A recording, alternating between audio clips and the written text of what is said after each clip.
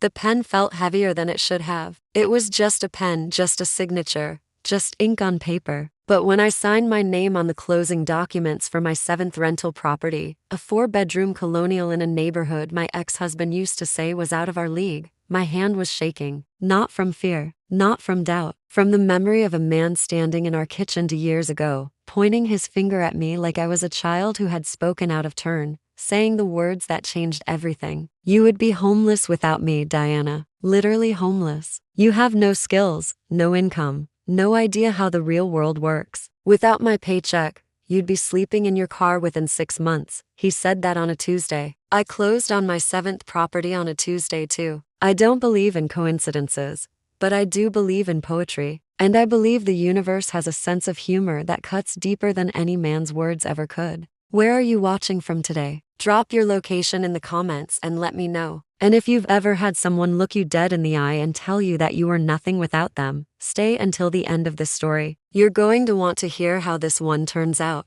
Let me take you back to the beginning. Not the beginning of what some people might call revenge, because honestly, that's not what this is. This is the story of a woman waking up inside her own life and realizing she'd been sleepwalking through someone else's version of it for 22 years. That's scarier than any horror movie, by the way. The monster isn't under the bed. The monster is the life you built around someone else's opinion of you. I married Richard Ames when I was 26 years old. He was 29, well-dressed, confident in that way some men are where they walk into a room and just assume everyone is glad they showed up. He had a firm handshake and a firmer opinion about everything, and at the time, I found that certainty attractive. I'd grown up in a house where nobody was certain about anything. The electricity got shut off every other month. Dinner was whatever we could stretch from a box of pasta and a prayer. My mother worked 2 jobs and still couldn't keep the landlord from knocking on our door every first of the month with that look on his face, the one that said we both know you don't have it.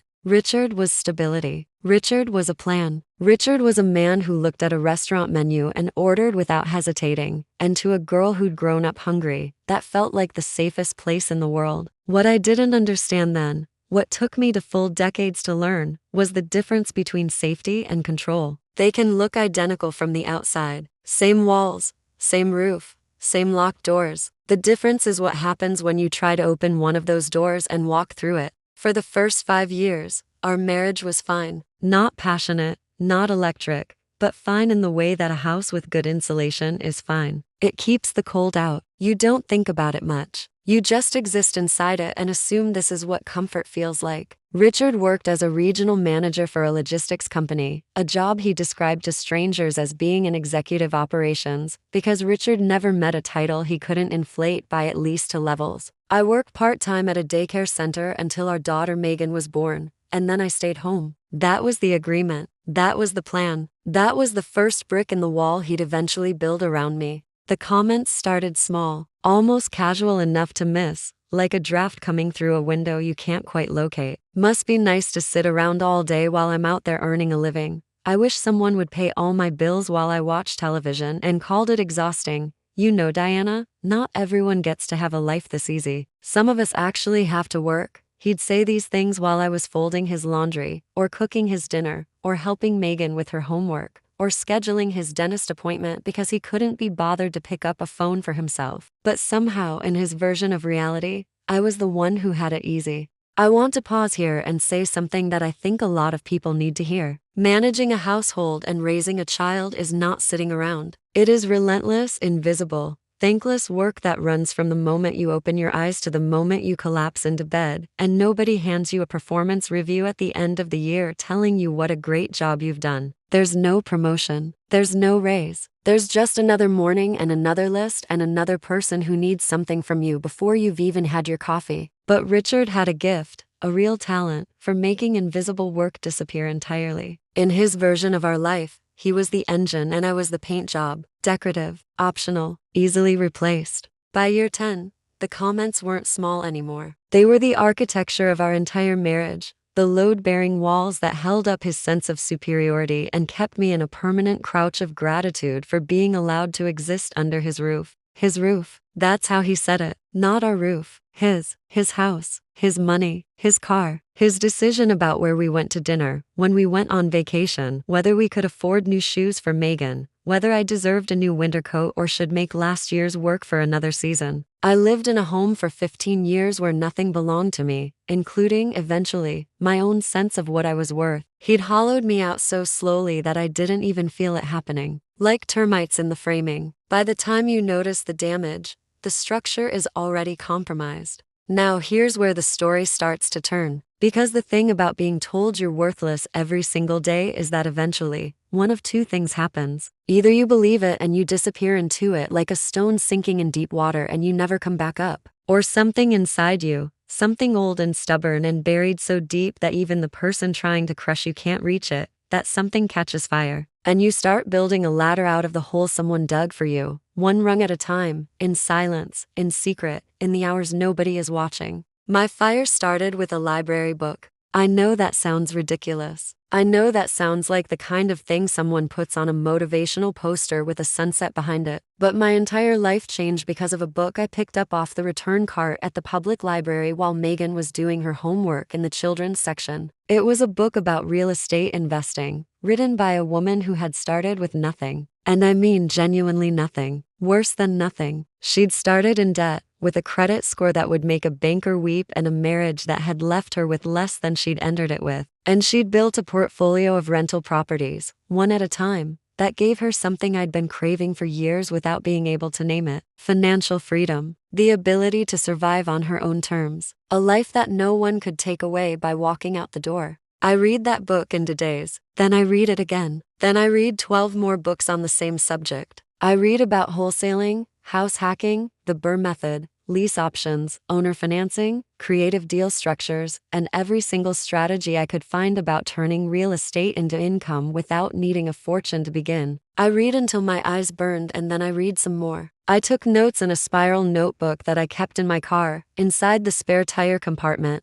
because I'd learned that the only safe place to keep anything private was somewhere Richard would never look, and Richard would never, under any circumstances, change his own tire. He didn't notice. Of course, he didn't notice. Richard never noticed anything I did that didn't directly serve his comfort. I could have been building a spaceship in the garage and he wouldn't have looked up from his phone. As long as dinner was on the table by 6:30 and his shirts were pressed for Monday morning. The first property I bought, Richard knew nothing about. Let me explain how that was possible, because I know it sounds unlikely. Over the years, quietly, carefully, with the patience of someone defusing a bomb, I'd been saving money in amounts so small they were effectively invisible. I rounded down the grocery budget and tucked away the difference. I sold things on Facebook Marketplace, old furniture, outgrown kids' clothes, kitchen gadgets we'd gotten as wedding gifts and never used. I returned items and kept the cash instead of putting it back on his credit card. I opened a bank account at a credit union on the other side of town. Not a secret exactly, private, mine. The first thing that had been fully, entirely mine in over a decade, and the feeling of seeing my own name on a bank statement without his name next to it was like breathing clean air for the first time after years in a closed room.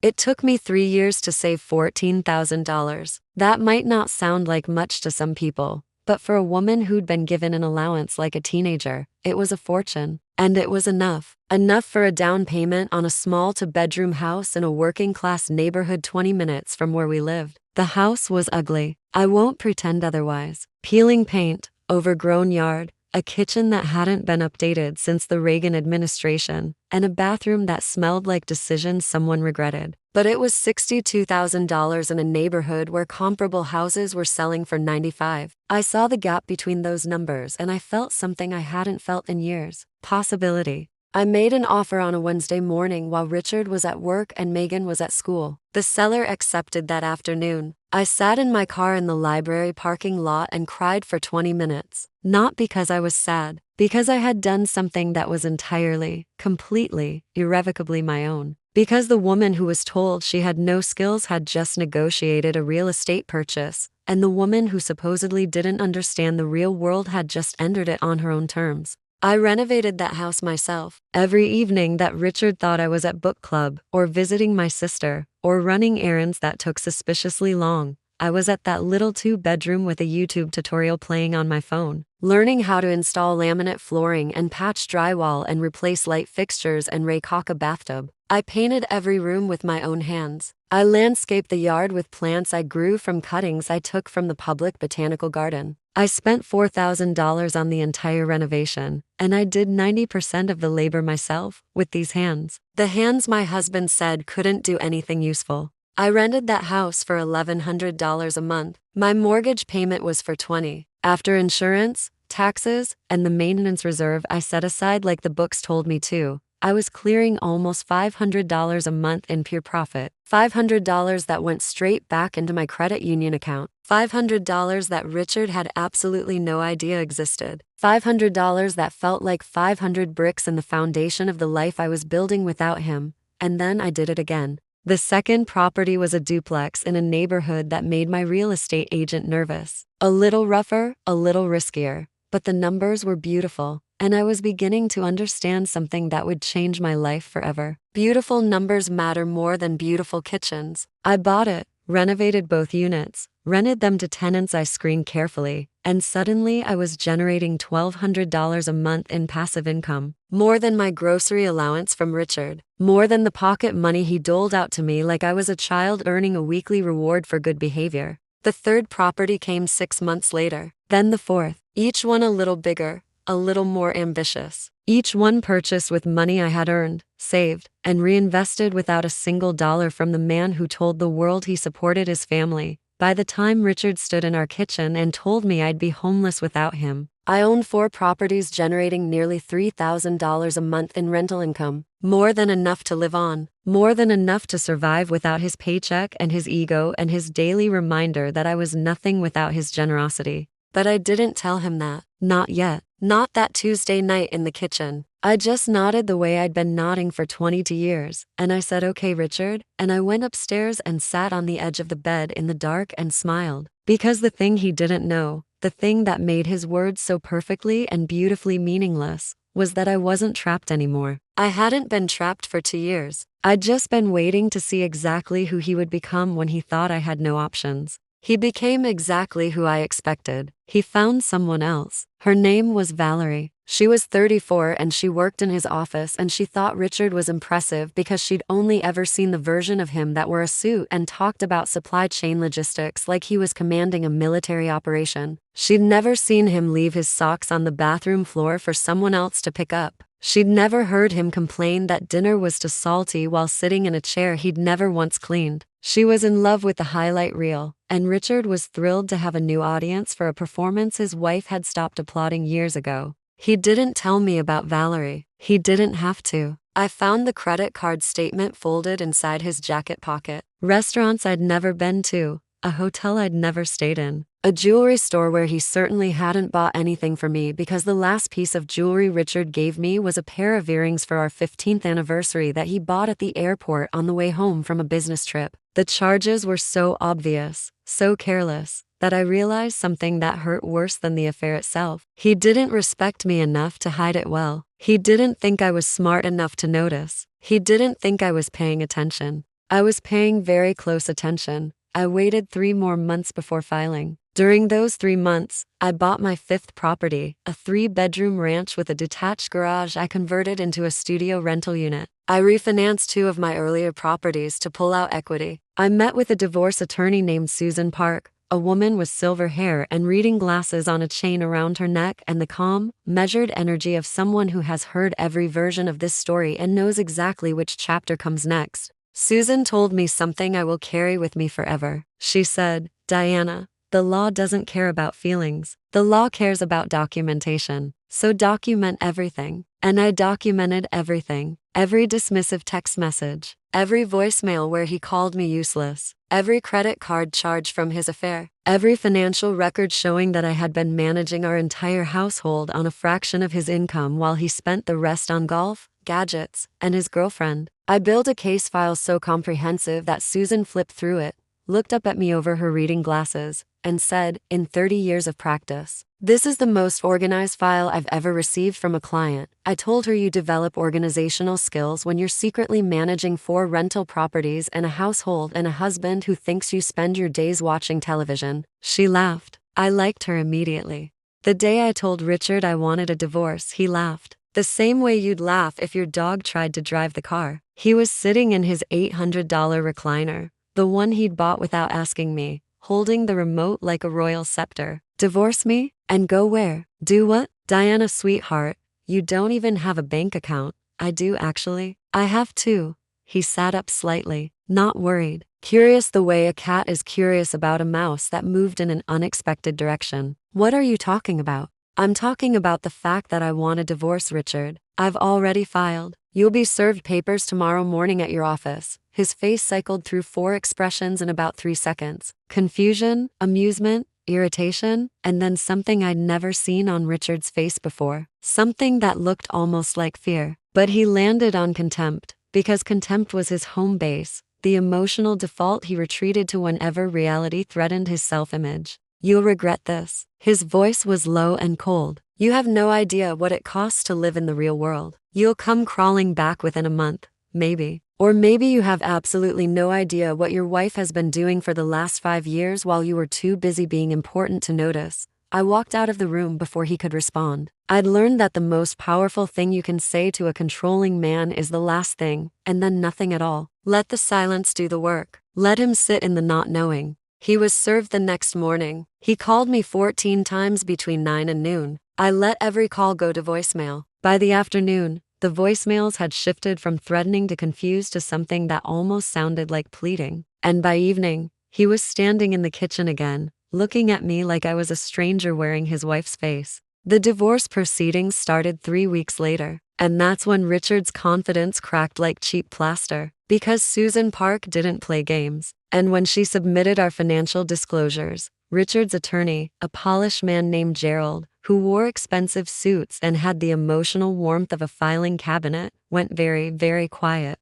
Susan presented the full portfolio. 5 rental properties at that point, each one documented with purchase records, renovation receipts, bank statements tracing the source of every dollar, and rental agreements showing consistent income. Richard's face when he saw the spreadsheet was something I will remember until the day I die. It wasn't anger. It wasn't shock. It was the face of a man realizing that the person he'd been looking down at for 20 years had been quietly building a ladder, climbing above him, and he'd never even glanced up. This is impossible, he whispered to Gerald, loud enough for everyone in the room to hear. She doesn't know anything about business. Gerald, to his credit, tried to fight back. He argued that assets acquired during a marriage are marital property regardless of whose name is on the deed, and he wasn't entirely wrong. In our state, that's generally how the law works. This was the moment the story could have gone sideways. The moment where everything I'd built might have been cut in half and handed to the man who'd spent our entire marriage telling me I couldn't build anything at all.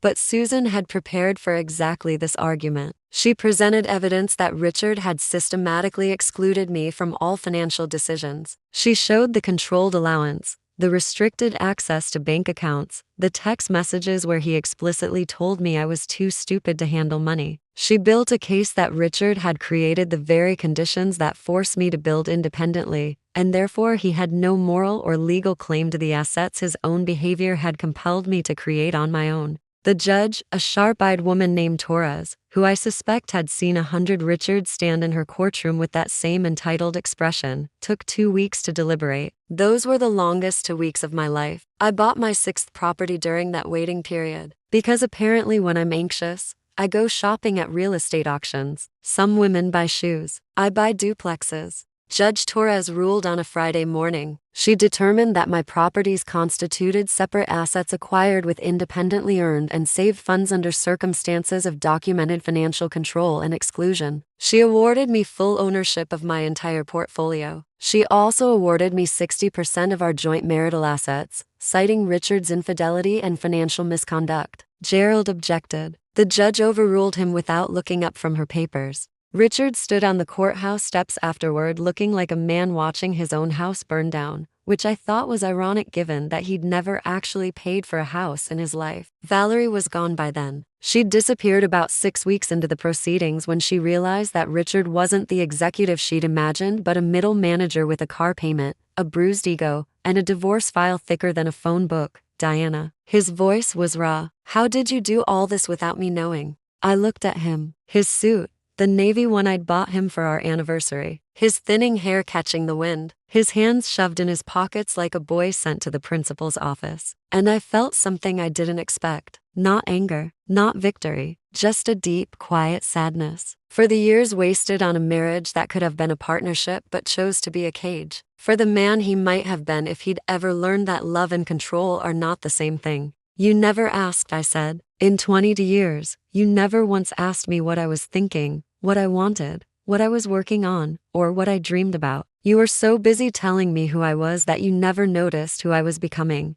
He had no answer for that. Some truths are too heavy for a courthouse parking lot. That was 8 months ago. Since then, I've closed onto more properties. 7 total. My portfolio is now valued at just over $600,000 and generates enough monthly income that I will never need to depend on another human being for my survival. Not because needing people is wrong, but because I never want to confuse need with a trap again. Megan didn't speak to me for 3 months after the divorce. She was 20 and she'd grown up inside her father's version of the story, the one where he was the provider and I was the grateful beneficiary. When she finally saw the court documents, the text messages, the full unedited picture of what her father had said and done behind closed doors, she called me at 2 a.m, crying, "Mom, why didn't you tell me?" "Because you needed to discover it yourself, sweetheart. If I had told you, you would have thought I was being bitter. Some lessons only land when you find them on your own." She's been coming over every Saturday since. She helps me with property walkthroughs sometimes, asks questions about cap rates and cash-on-cash returns. And last month she told me she's saving for her own first investment. She is 21 years old, and she already understands something her father never learned. That building something with your own hands is worth more than borrowing someone else's success and calling it yours. Richard moved into a 1-bedroom apartment across town. I hear he's dating someone from an app, and I sincerely hope he's happy. Not for his sake, for mine. Because carrying bitterness is like paying rent on a building you'll never own. It costs you everything and builds you nothing. I'd rather invest that energy somewhere with a return. Last Tuesday, I sat in a title company office and signed closing documents on property number 7. A 4-bedroom colonial with hardwood floors and a yard big enough for a garden and a porch wide enough to sit on with a glass of wine and watch the sun go down. The same neighborhood Richard once pointed to from a car window and said, "That's a bit out of our league, don't you think?" Our league. As if we'd ever been on the same team. The title agent handed me the keys and said, "Congratulations." And I held them in my palm and felt not just the metal, but the meaning. Every key represented a moment. I chose to believe in myself instead of believing the man who said I was nothing. 7 properties, 7 sets of keys, 7 front doors that belonged to a woman who was told she'd be sleeping in her car within 6 months.